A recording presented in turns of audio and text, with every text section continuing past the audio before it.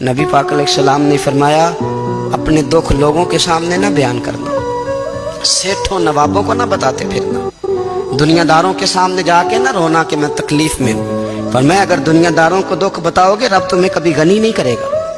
और लोग हैं कि उल्टा मजाक उड़ाएंगे।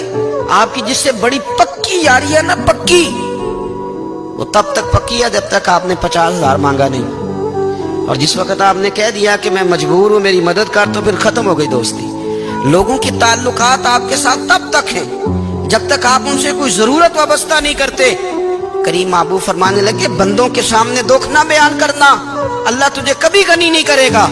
तो अपने दुख अपने रब को बता, तू दुआएं मांग, तू उसकी बारगाह में हाजिर हो, तू उसके हुजूर अर्ज कर।